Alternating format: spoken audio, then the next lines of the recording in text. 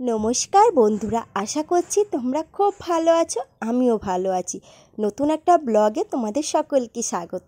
আজকের ব্লগটা একটু অন্যরকমভাবে শুরু করলাম। তো আমি কাল রাত্রে একটু জিরের জল ভিজিয়ে রেখেছিলাম, তো সেটাকেই আজকে আমি ভালো করে ফুটিয়ে এই গরম গরম জলটা খাবো। কেন জানো, এই 2-3 দিন ধরে দেখছি আমার প্রচণ্ড গ্যাস হচ্ছে।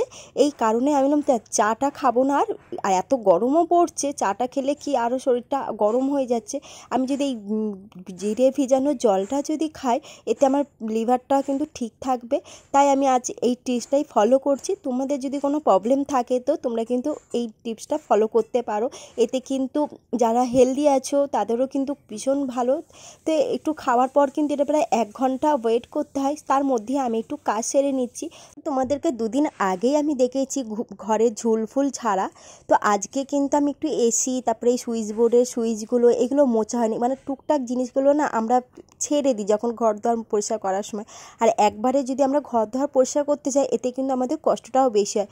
তোমরা যদি একটু রোজ রোজ অল্প অল্প করে জিনিস যদি একটু একটু করে পরিষ্কার করে রাখতে পারো, এতে কিন্তু তোমাদের কষ্টটাও কম হবে এবং সময়টাও বাঁচবে। তো আজকে আমি একটু এইগুলোই পরিষ্কার করে নিচ্ছি। ফ্রিজ ট্রিজ পরিষ্কার করবো, এসি সুইচ বোর্ডগুলো দেখছি অনেকটাই নোংরা পড়ে গেছে। আর এখন তো গরমও পড়েছে, পাখা টাকাগুলো চালানো হচ্ছে, তো দেখছি ঝুল পড়ে গেছে। তোমাদের দাদা ভাই আবার কি এখন এত অফিসের চাপ পড়ে গেছে, তো ঘরের দিকে খেয়াল করতে পারছে না। তাও ও থাকলে পরেও করে দেয় মাঝে সাঝে, কিন্তু যেহেতু নেই আর এত চাপের এত রাত্রিবেলা করে ফিরছে, তাই আমি ওকে আর কিছু বলি না। তো আমি ঘরেই থাকি যখন, তো কি আছে, আমি একটু পয়সা, এটা তো আমারও সংসার, তাই না বলো? তো এইভাবে যদি দুজনে মিলেমিশে যদি আমরা সংসারকে ভালোবাসি, এতে কিন্তু সংসারটা আরও সুন্দরভাবে এগিয়ে যাবে। তো চলো এইগুলো পরিষ্কার টরিষ্কার করে তারপর কি করছি না করছি সেগুলো তোমাদেরকে দেখাবো। আর দেখো, পরিষ্কার টরিষ্কার করার পরে বিছানার চাদরটাও তো চেঞ্জ করতে হবে। 1 সপ্তাহ হয়ে গেছে, আমার 1 সপ্তাহের বেশি বিছানার চাদর রাখি না। কেননা আমার ঘরে তো ছোটো বাচ্চা আছে, তারপরে একটাই ঘর, তো একটা ঘরের মধ্যেই কিন্তু আমরা সব কিছু, আর বিছানার ওপরেও সব কিছু। তাই আমি প্রত্যেক সপ্তাহে আমি বেড কভারটা চেঞ্জ করার চেষ্টা করি। তো আজকেও আমি বেড কভারটা চেঞ্জ করি, তার মধ্যে ঝুলটুল ঝেড়েছি, পুরো একদম ময়লা ভরে গেছে। তাই আজকে ভাবছি বেড কভারগুলো একবারে সব পরিষ্কার করেই নিই। এই কাজগুলো আজকে আমি করছি। তা তোমরাও যদি পারো তো এইভাবেই কিন্তু কাজ গুছিয়ে নিজের সংসারকে ভালোবেসে করবে, এতে কিন্তু তোমাদেরও খুব ভালো লাগবে।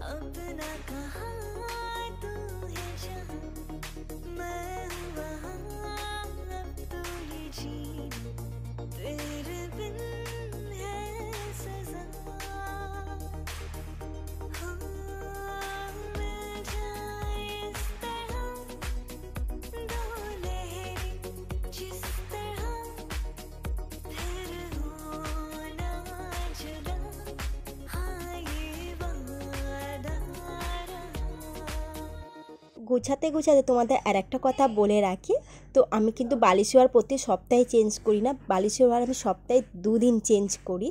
এতে কি হয়, আমাদের স্কিনে যদি প্রবলেম থাকে তো এটাতে হয় না, কারণ আমাদের বালিশ রেখে দিলে পরে এবং আমাদের স্কিনে আমরা মুখে কিন্তু র্যাশেস হয়ে যেতে পারে, বা আমরা মাথাতে তেল দিই, সেই অয়েলগুলো বালিশে লেগে যায়। আর তোমরা যদি পারো তো বালিশের টাওয়াল ইউজ করতে পারো, তো রোজ বা 2 দিন ছাড়া ছাড়া টাওয়ালটাকে কেচে দিতে পারো। আর এই দেখো, আমি আজকে আবার বালিশগুলো রেখে আমি একটা চাদর ওপর দিয়ে চাপা দিয়ে দিচ্ছি। এতে কি, আমরা তো বালিশটা সবসময় ইউজ করছি না, যখন ঘুমাতে যাচ্ছি তখনই কিন্তু ইউজ করি। আর আমাদের ঘরে টিকটিকি আরশোলা কত কিছুই থাকে, এর ওপর দিয়ে হেঁটে যাবে বা ওপর থেকে টিকটিকি যদি পটি বা টয়লেট করে দেয়, এতে কিন্তু আমরা বুঝতে পারবো না।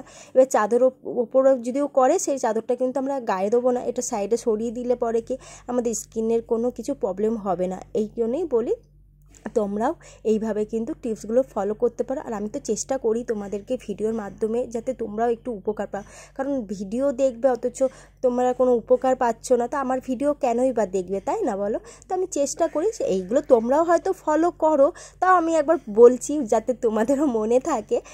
তো এই দেখো, আমি আবার পাখাটাও পরিষ্কার করে দিচ্ছি। পাখাটা জানো তো এতক্ষণ চলছিল, প্রচণ্ড গরম, তারপর আস্তে আস্তে ধরে ধরে পাখাটাকে পরিষ্কার করার চেষ্টা করলাম। এবার যেহেতু এত গরম সারার পরে আমি একটু লেবুর শরবত করে রাখছি, আমার ছেলে স্কুল থেকে আসলে পরেই ওকে দেবো, কারণ এত গরম পড়েছে না। তো একটু লেবুর শরবত বা লস্যি টসি এগুলো যদি করে রাখা হয় বাচ্চাদেরকে দিলে পরে ওদেরও শরীরটা কিন্তু ভালো লাগবে, এবং বড়রাও খাওয়াটা উচিত, এটাই বলবো তোমাদেরকেও, কারণ এত গরম পড়েছে, যাতে তোমরা সুস্থ থাকো সেটাই চাইবো। তো এখন আমার একটা কাস্টমার চলে এসেছে। আর তোমরা যারা জানো না, আমি কিন্তু বিউটিশিয়ানের কোর্স এবং মেকআপ A to Z কাজ জানতাম, এবং আমি আগে পার্লারেও কাজ করতাম। ছেলে হওয়ার পর থেকে আমি এখন বাড়িতেই করি টুকটাক। আর যাই হোক, চলো, আমার ছেলেও চলে এসছে। আর এদিকে দেখো এত গরমে দাঁত বার করতে করতে ঘরের ভেতরে ঢুকছে, আর এদিকে দেখছে কি হলো, এত সুন্দর করে ঘর দোয়ার মা গুছিয়ে রেখেছে। তাড়াতাড়ি করে ছেলে জামা কাপড় ছাড়িয়ে দিয়ে এখন আমি পাখা চালিয়ে দিচ্ছি, ও শুয়ে আছে, আর ওকে এখন শরবতটা দিচ্ছি।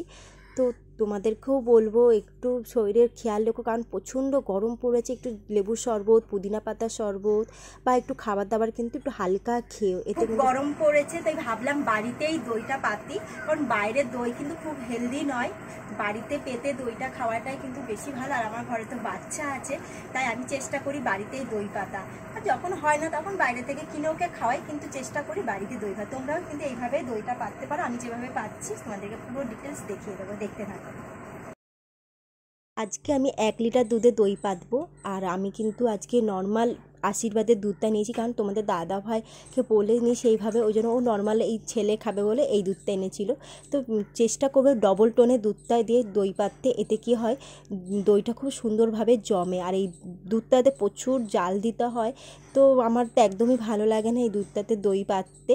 তো এইদিকে দেখো না, একটু কাঁচা দুধ আমি তুলে রাখলাম মুখে লাগাবো বলে। আর আমি এখানে 50 গ্রাম টক দই এনে রেখেছিলাম, কারণ দই পাততে গেলে কিন্তু দই লাগে, এটা তোমরাও জানো। তো আমি দইটাকে আমি ভালো করে ফেটিয়ে নিচ্ছি। ফেটিয়ে নেওয়ার পর আমি উষ্ণ গরম দুধটা এইটার মধ্যে ঢেলে ভালো করে একটা চাপা দিয়ে দেবো। তার মধ্যে আমি একটুখানি টক দই, মানে 1 লিটার দুধে আমি কিন্তু 50 গ্রামের কাছাকাছি টক দই লেগেছে।